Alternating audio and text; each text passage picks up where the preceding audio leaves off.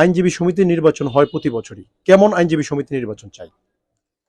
ধন্যবাদ বিডি আদালত নিউজকে। আমি বীর মুক্তিযোদ্ধা Mohammad Abul Bashar, advocate, Bangladesh supreme court. আমি দক্ষিণবঙ্গ আইনজীবী সমিতির আহ্বায়ক।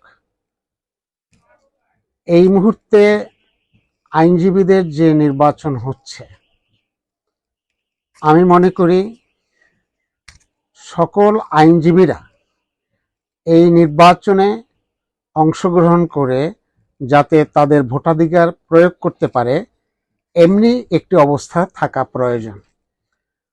1971 সনে আমরা মুক্তিযুদ্ধে অংশগ্রহণ করেছিলাম এদেশের মানুষের গণতান্ত্রিক অধিকার প্রতিষ্ঠা করার জন্য। গণতান্ত্রিক অধিকার প্রতিষ্ঠার জন্য যে সংগ্রাম হয়েছিল, সেই সংগ্রামী এক পর্যায়ে স্বাধীনতা সংগ্রামে, সশস্ত্র সংগ্রামে রূপ নিয়েছিল। আজকে স্বাধীনতার দীর্ঘদিন পরেও আমাদের দেশের মানুষ তার ভোটাধিকার যেমন প্রয়োগ করতে পারছে না, ঠিক আমরা পেশাজীবী আইনজীবীরাও আমাদের ভোটাধিকার প্রয়োগ করতে পারি নাই। আজকের যে নির্বাচন হবে, যে নির্বাচন সারা বাংলাদেশের আইনজীবী সমিতিগুলোতে হবে, আমি মনে করি স্বতঃস্ফূর্তভাবে প্রতিটা আইনজীবী তার ব্যক্তিগত মতামত প্রতিফলন ঘটাবার জন্য তারা তাদের পছন্দের যে প্রার্থী, সেই প্রার্থীদের ভোট দিবে এবং সেই ভোটে যে সংখ্যাগরিষ্ঠতা অর্জন করবে তারাই বারগুলোর নেতৃত্বে, বারগুলোর কার্যনির্বাহী কমিটিতে নির্বাচিত হবে। বারের আইনজীবী সমিতির নির্বাচনে রাজনীতির যে প্রভাবটা, এই বিষয়টাকে আপনি কিভাবে দেখেন? আমার মনে হয়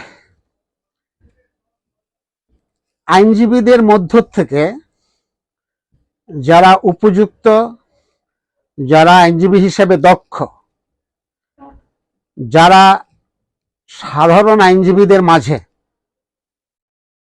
তাদের আইনজীবীদের প্রতি একটি কমিটমেন্ট আছে, এই আস্থা সৃষ্টি করতে পারছে, সেই সকল লোকজনকে, সেই সকল আইনজীবীদের আইনজীবী সমিতির নেতৃত্বে আসা প্রয়োজন। আমরা দেখতে পাচ্ছি আজকের রাজনৈতিক দলগুলো তাদের যারা আইনজীবীদের মধ্য থেকে লেজুর ভিত্তি করে তাদেরকে মনোনয়ন দিয়ে আইনজীবীদের মাঝে ছেড়ে দেন এবং তাদের মধ্য থেকে আইনজীবী সমিতিগুলোর কর্মকর্তা, নেতা নির্বাচিত হয়।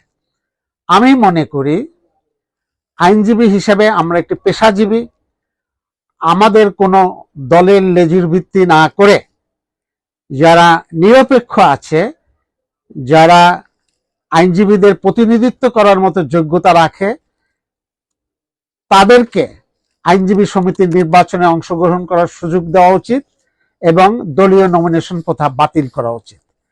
দলীয় নমিনেশন সিস্টেমটি হলে দেখা যায় যে যে দল থেকে নমিনেশন নেয়, সেই নেতৃত্ব সেই দলের প্রতি, সেই দলের নেতৃত্বের প্রতি আস্থা অর্জন করার জন্য তাদের মনোরঞ্জনে ব্যস্ত থাকে। সাধারণ আইনজীবীদের স্বার্থ তারা সংরক্ষণ করে না। তারা মনে করে দলীয় মনোনয়ন পেয়ে আমরা নির্বাচিত হতে পারবো, যেই কারণে সাধারণ আইনজীবীদের স্বার্থ উপেক্ষিত হয়। এক্ষেত্রে আমি মনে করি আমরা যখন এই বারগুলোতে জয়েন করেছি, তখন আমরা দেখেছি কোনো নমিনেশন সিস্টেম ছিল না।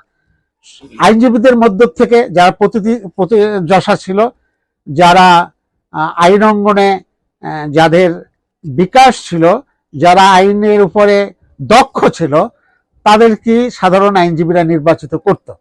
এখন সেই সকল আইনজীবীরা নির্বাচনে প্রার্থিতাই হতে পারে না, কারণ দলীয় প্রভাবটা এত বেশি যে দল থেকে যাদেরকে মনোনয়ন দেয় সেই ব্যক্তিরাই, তারা যোগ্য হোক আর অযোগ্যই হোক, তারাই নির্বাচিত হয়ে যায়।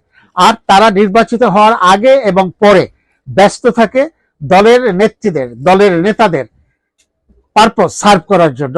তারা সাধারণ আইনজীবীদের স্বার্থ সংরক্ষণের জন্য কখনোই চিন্তা করে বলে আমি মনে করি না।